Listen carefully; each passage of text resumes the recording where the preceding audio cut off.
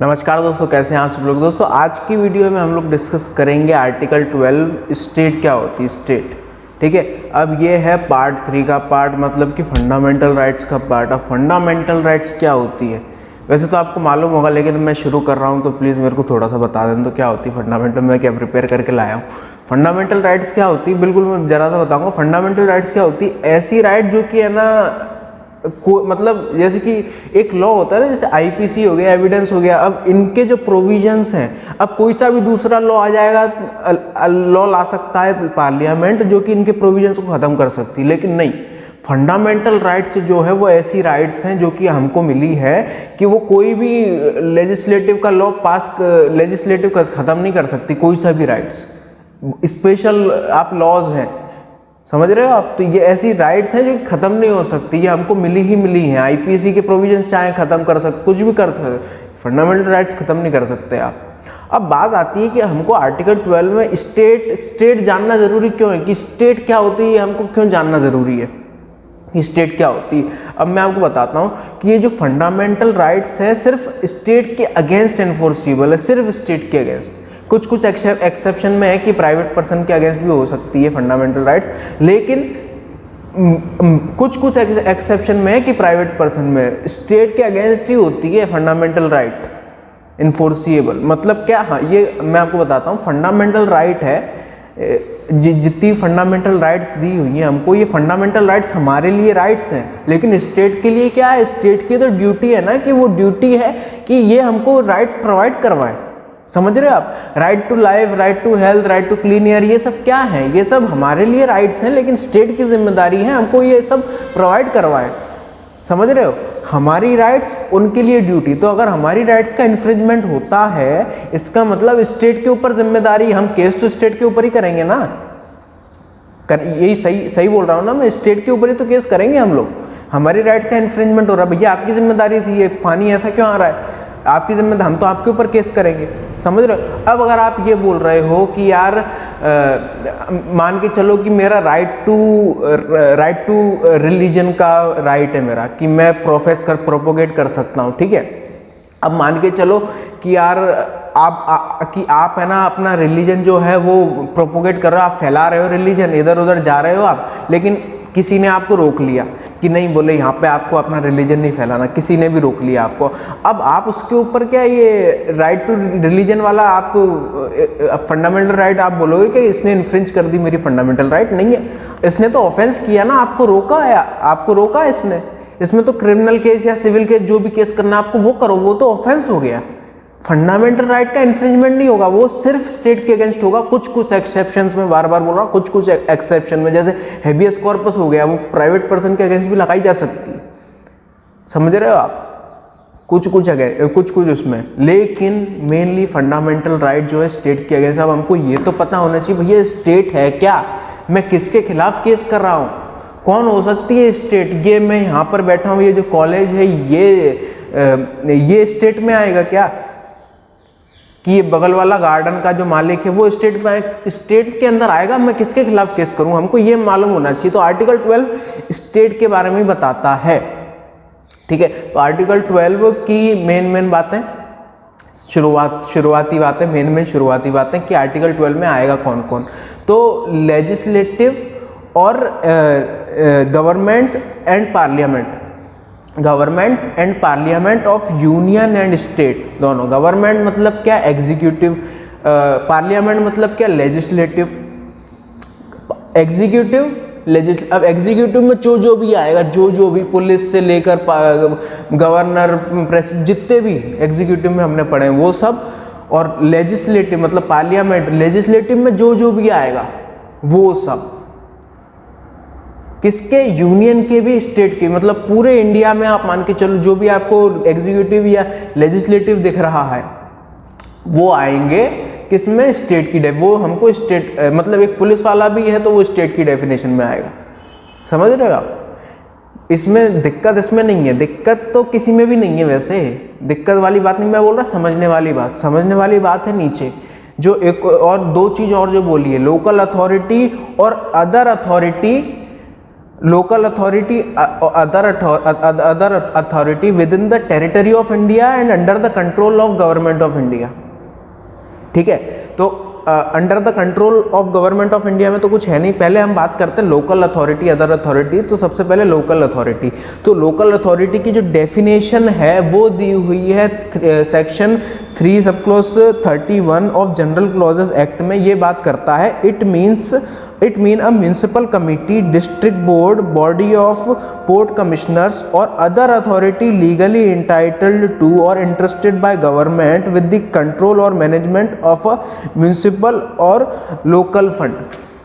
मतलब आप समझ रहे हो ना, या तो कोई म्यूनिसिपल कमेटी या विलेज पंचायत, एक ऐसी बॉडी जो कि लोकल में काम करती है, किसी एक लोकल में काम करती है और उसको जो फंडिंग आ रही है वो लोकल की तरफ से ही आ रही है। लोकल फंडिंग ही है उसकी, लोकल फंडिंग ही है उसकी। अब मैं इसको सही तरीके से एक और बार मैं आपको समझाने की कोशिश करूं। लोकल अथॉरिटी को हम एक तरीके से ही समझ सकते हैं लोकल सेल्फ गवर्नमेंट, मतलब कि एक ऐसी अथॉरिटी ऑर्गेनाइजेशन जो कि लोकल में काम करती है। अब उसकी फंक्शनिंग किस तरीके की है कि मैं किसी को ही बोल दूंगा जो कि लोकल में काम कर रहा है कि वो लोकल सेल्फ गवर्नमेंट है क्या? नहीं, उसकी फंक्शनिंग किस तरीके की होनी चाहिए? उसकी फंक्शनिंग इस तरीके की होनी चाहिए जो कि यार कि पब्लिक गुड के लिए हो। जैसे कि म्यूनसिपालिटी क्या करती है, क्लीनिंग का काम करती है और हेल्थ वगैरह ये सब चीज़ें पब्लिक गुड का काम करती है। तो एक ऐसी ऑर्गेनाइजेशन अथॉरिटी जो कि लोकल में काम करे और लोकल में काम करे और पब्लिक गुड वाला काम करे, तो उसको मैं क्या बोलूँगा? उसको मैं लोकल अथॉरिटी बोलूँगा। सबसे पहले तो सुप्रीम कोर्ट ने कई सारे केसेस से कुछ टेस्ट उन्होंने लेट डाउन किए हैं कि यार ये टेस्ट हैं कि जो लोकल अथॉरिटी में आएगा। तो टेस्ट देख लेते हैं हम लोग। सबसे पहले the authority must have separate legal existence as a corporate body. खुद का सबसे पहले तो लीगल एग्जिस्टेंस होना बहुत ज़्यादा ज़रूरी है। Must be legally independent entity and not a government agency. Legally independent entity होनी चाहिए लेकिन गवर्नमेंट एजेंसी नहीं होनी चाहिए।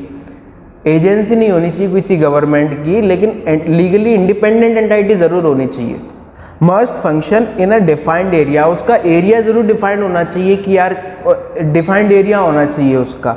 must enjoy a certain degree of autonomy, either complete or partial, interested by statute as which usually interested to municipal bodies। एक autonomy ज़रूर होनी चाहिए उनकी, भले ही थोड़ी आज़ादी होनी चाहिए, भले ही कंप्लीट हो या पार्शियल हो कोई, लेकिन आज़ादी होनी चाहिए कि खुद के डिसीजन वो खुद ले सकती है कि यार यहाँ पे क्या करना है, यहाँ पे क्या करना है, ये चीज़ ये उनकी फ्रीडम होनी चाहिए उनके पास।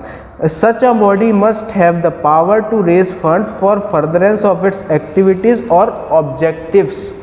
अब फंड रेस करने की पावर होनी चाहिए। अब मैं ये बताऊं आपको, ये जो हमने 5 रूल्स टेस्ट देखे, तो ये टेस्ट ऐसा ज़रूरी नहीं है कि पाँचों की पाँचों ही होने चाहिए।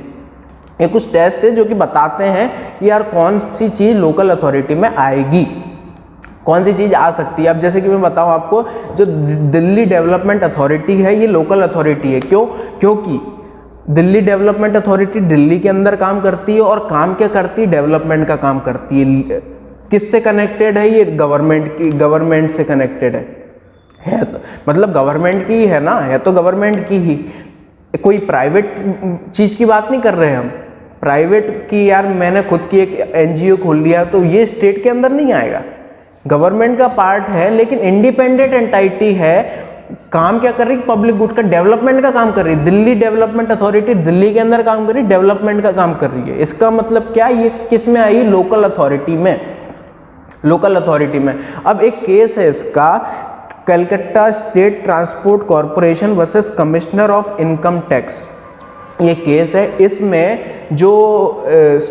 जो सुप्रीम कोर्ट है उसने ये जो कलकत्ता स्टेट ट्रांसपोर्ट कॉरपोरेशन जो है इसको स्टेट लोकल अथॉरिटी मानने से मना कर दिया था।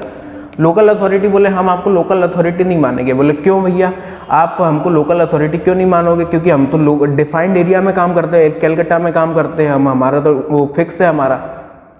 तो बोले तो क्या हुआ, आप डिफाइंड एरिया में काम करते हो तो क्या हुआ, आपका क्या काम क्या करते हो आप? मतलब ये गवर्नमेंट की है, जो ये गवर्नमेंट की है, गवर्नमेंट का पार्ट है ये कलकत्ता स्टेट ट्रांसपोर्ट का। ऐसा नहीं कि प्राइवेट है, और डिफाइंड एरिया में काम करते हैं, बोले फिर भी हम आपको वो नहीं मानेंगे। क्यों? क्योंकि भैया आप ट्रेडिंग का काम करते हो, ट्रेडिंग का आपका कुछ ये जो म्यूनसिपल कमेटी वगैरह ये जो काम करती है उस काम से तो आपका कनेक्शन ही नहीं है, आपका तो सीधी सीधी ट्रेडिंग कॉरपोरेशन है आपकी। तो लोकल अथॉरिटी हम आपको किस तरीके से मान लें कि आप लोकल अथॉरिटी? लोकल अथॉरिटी नहीं मानेंगे, अदर अथॉरिटी में आ सकता है, ठीक है, अदर अथॉरिटी में आ सकता है, लोकल अथॉरिटी हम आपको नहीं मानेंगे। अब अदर अथॉरिटी के बारे में बात करते हैं। अदर अथॉरिटी ने जो कॉन्स्टिट्यूशन जिसने भी बनाया है, आपको ही मालूम है किसने बनाया है, उन्होंने बनाया तो, लेकिन अदर अथॉरिटी उन्होंने लिख दिया और हमारे लिए आ गया सर पे, हमारे लिए नहीं, सुप्रीम कोर्ट के लिए कि यार अब अदर अथॉरिटी क्या,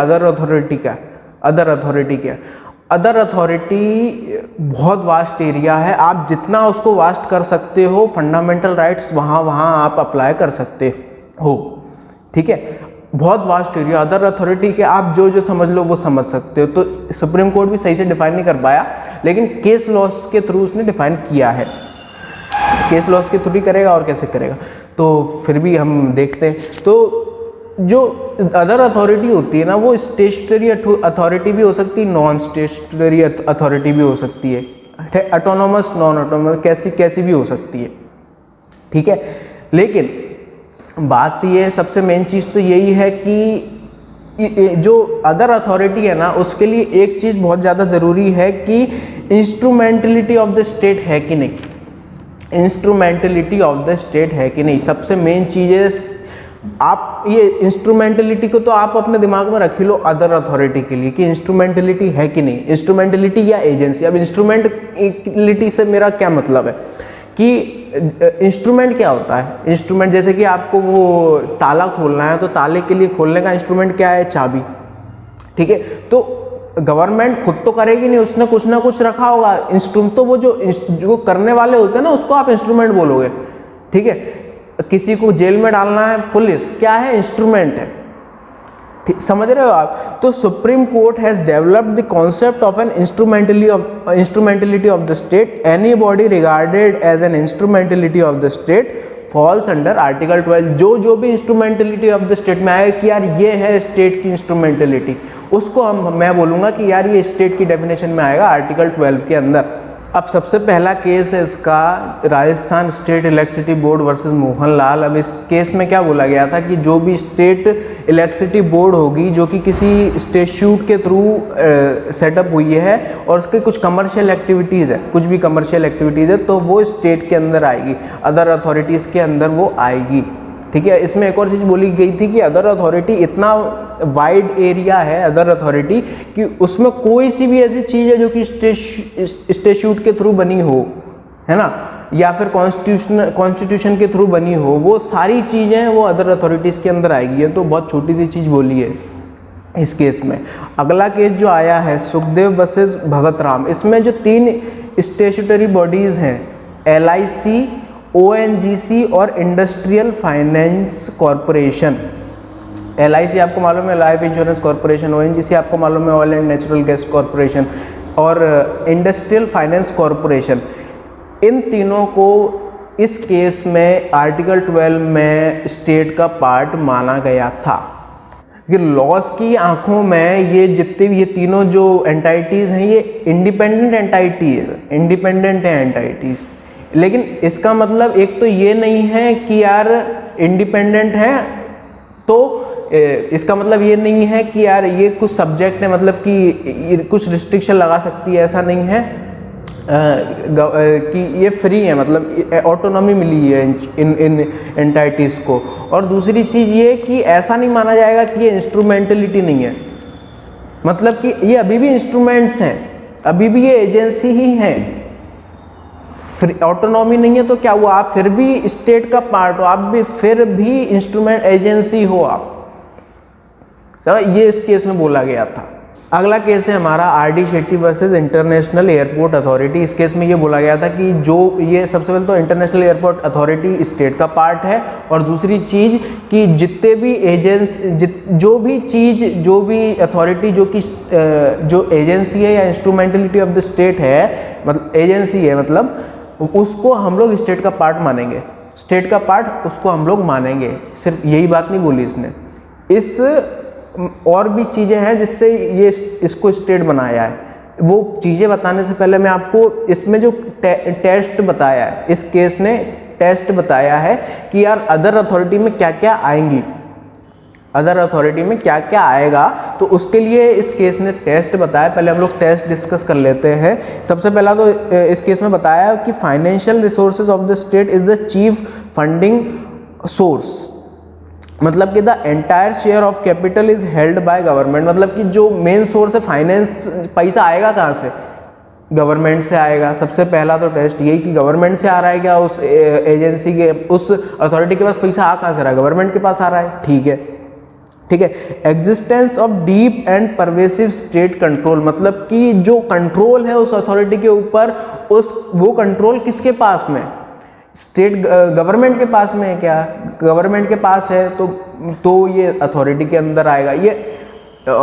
उसके बाद है functional character being governmental in essence, मतलब कि जो वो काम कर रही है वो पब्लिक गुड के लिए काम कर रही है। वो जो काम है, वो जो गवर्नमेंट वाला जो काम होता है ना कि पब्लिक के लिए काम करती है, तो वो काम जो है अथॉरिटी वो पब्लिक के लिए काम कर रही है, गवर्नमेंट वाला फंक्शन कर रही है क्या। तीसरा test, if a department of government is transfer to a corporation, की गवर्नमेंट का जो एक वो डिपार्टमेंट है वो खुद एक कॉरपोरेशन में ट्रांसफर हो गया, मतलब कि ये कॉरपोरेशन अब गवर्नमेंट का एक पार्ट चला रही है, तो वो कॉरपोरेशन जो है वो अथॉरिटी का पार्ट बन जाएगी। और अगला, whether the corporation enjoyed monopoly status which is state conferred और स्टेट प्रोटेक्टेड, मोनोपोली स्टेटस है क्या, जो भी वो एंटाइटी है स्टेट मोनोपोली, जैसे कि रेलवे है वो मोनोपोली है, समझ रहे हो आप। तो अब बात ये आती है कि जो IAA है, जो इंटरनेशनल एयरपोर्ट अथॉरिटी है, तो ये कैसे स्टेट बन गई, कि क्यों स्टेट बन गई, कि सबसे पहले तो IAA का जो पैसा आता है वो कहाँ से आता है, स्टेट गवर्नमेंट के पास से आता है, स्टेट के पास से आ जाता है, गवर्नमेंट देती है उसको पैसा। उसके बाद बारी आती है, अब मैं आपको बताऊं कि अगर पूरा पैसा, मतलब कि पूरा शेयर कैपिटल अगर गवर्नमेंट के पास में 100%, तो कोई बात ही नहीं है कि वो स्टेट का पार्ट है। लेकिन मान के चलो कि अगर 50 के ऊपर है, 50 के ऊपर, मतलब मेजॉरिटी स्टेक गवर्नमेंट के पास है, तो फिर हम लोग देखेंगे कि परवेसिव कंट्रोल है कि नहीं, डीप एंड परवेसिव कंट्रोल है कि नहीं, मतलब कि अपॉइंटमेंट है वगैरह वगैरह, ये सब चीज़ें कि कंट्रोल है कि नहीं गवर्नमेंट का, तो वो देखते हैं IAA में। तो IAA के जो चीफ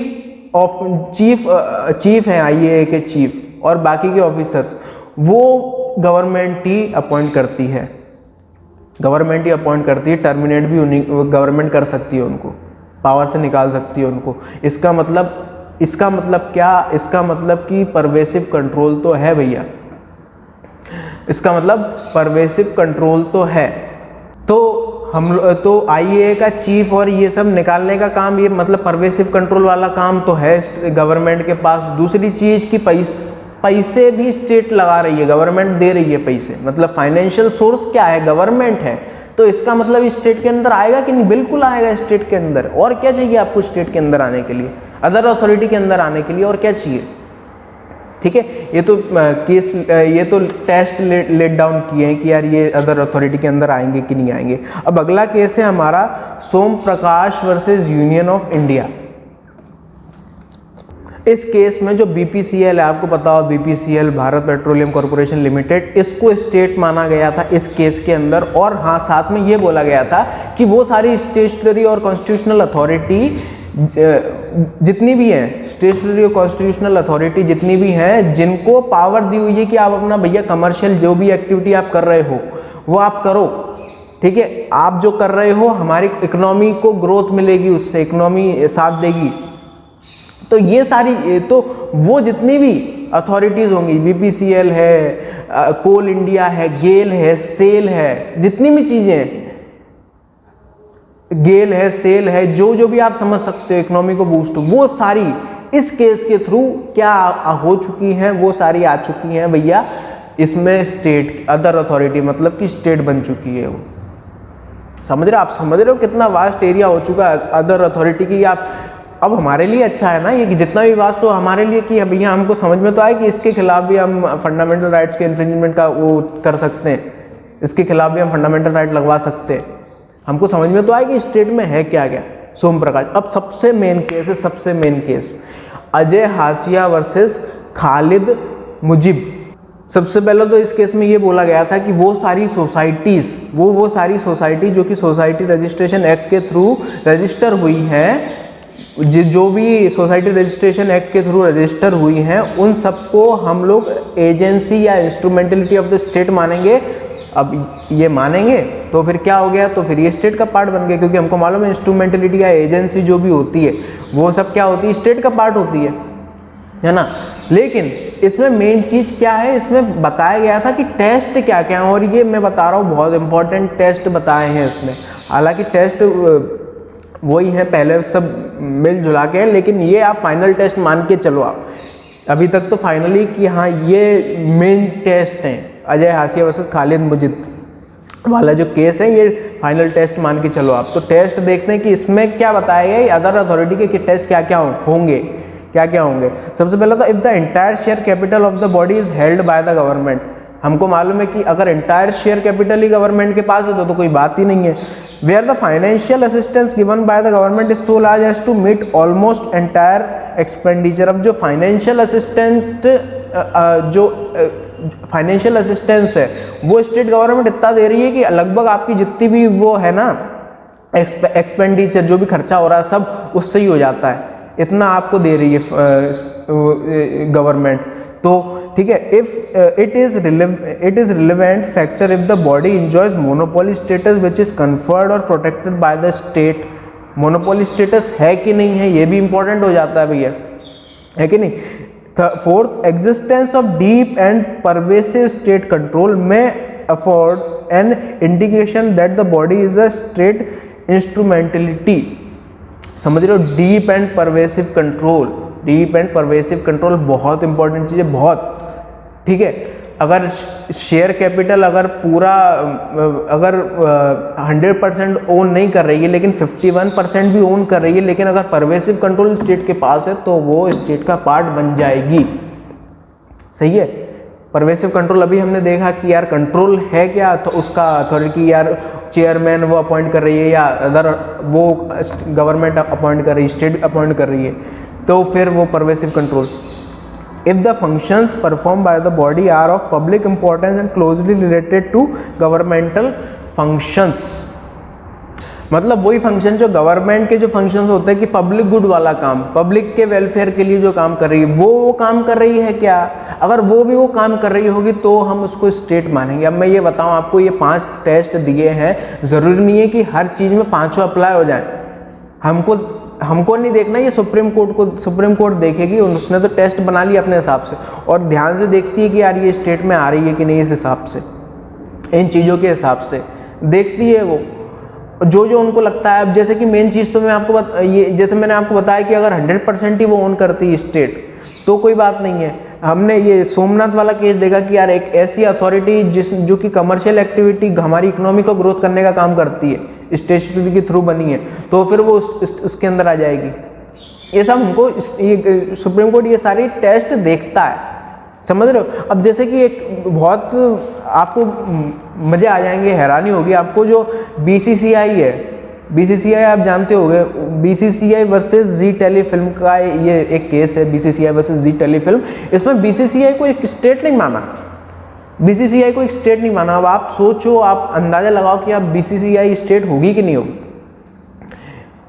BCCI को इसमें स्टेट इसलिए नहीं माना क्योंकि एक सबसे पहले परवेसिव कंट्रोल नहीं है, फाइनेंशियल असिस्टेंस नहीं है, मतलब कि पैसा इसको स्टेट नहीं देती, स्टेट भी नहीं देती, और जो हेड वगैरह अपॉइंट है ये मतलब कंट्रोल भी नहीं है कुछ कंट्रोल, इसलिए इसको BCCI को इसमें स्टेट नहीं माना। समझ रहे हो आप, आई बात आपको समझ में। तो आप बस ये हमको टेस्ट ध्यान में रखने हैं कि यार ये सब चीज़ें, और फिर ये कौन सी चीज़ अदर अथॉरिटी में आएगी, कौन सी चीज़ नहीं आएगी। अब other authority under the control of government of India. अब ये चीज़ क्यों बोली है कि मान के चलो कोई एक अथॉरिटी है जो कि टेरिटरी में नहीं, इंडिया के बाहर है, इंडिया की टेरिटरी के बाहर है, लेकिन फिर भी वो गवर्नमेंट ऑफ इंडिया के कंट्रोल में है तो उसको हम अदर अथॉरिटी मानेंगे। बस इसका सिंपल सा यही है। आपके मन में ख्याल आ रहा होगा कि यार ये जुडिशरी जो है उसको हमने स्टेट में क्यों नहीं लिया। जुडिशरी को भी तो स्टेट में ले सकते थे ना। जब आपने लेजिस्लेटिव ले लिया, एग्जीक्यूटिव ले लिया, तो एक वो थर्ड पिलर डेमोक्रेसी का, उसको आपने क्यों छोड़ दिया जुडिशरी को। जुडिशरी को इसलिए नहीं लिया है क्योंकि जुडिशरी के खिलाफ अगर आपको आप इधर जुडिशरी को भी ले लेते स्टेट की डेफिनेशन में, इसका मतलब फंडामेंटल राइट्स आप स्टेट आप कोर्ट के खिलाफ लगवाओगे क्या। आप कोर्ट में ऐसा बोलोगे कि मेरी right to speech and expression है, मैं काहे को चुपचाप बैठूं, मैं तो बोलूँगा, ऐसे तो आप डिसिप्लिन ख़त्म कर दोगे वहाँ का। समझ रहे हो आप। इसीलिए जुडिशरी को उस स्टेट की डेफिनेशन में नहीं लिया। लेकिन जुडिशरी आपको पता हो एडमिनिस्ट्रेशन वगैरह भी काम करवाती है, एग्ज़ाम लेती है, लॉज, वो भी लॉज रूल्स वूल्स बनाती है, ठीक है। तो जब जुडिशरी का काम हटके कोई और काम करती है, एडमिनिस्ट्रेटिव एग्जीक्यूटिव वाले जो काम करती है, उस टाइम पर उसको स्टेट की डेफिनेशन में माना जाएगा। क्योंकि काम वो दूसरा कर रही है, एडमिनिस्ट्रेशन वाला काम कर रही है, समझ रहे हो आप, एग्जीक्यूटिव वाला काम कर रही है, उस टाइम पर उसको स्टेट माना जाएगा, अदरवाइज उसको स्टेट नहीं माना जाएगा, ठीक है। तो ये था पूरा स्टेट। उम्मीद करता हूँ आपको समझ में आया होगा। हम लोग फिर मिलेंगे किसी नई वीडियो के साथ, तब तक थैंक यू वेरी मच।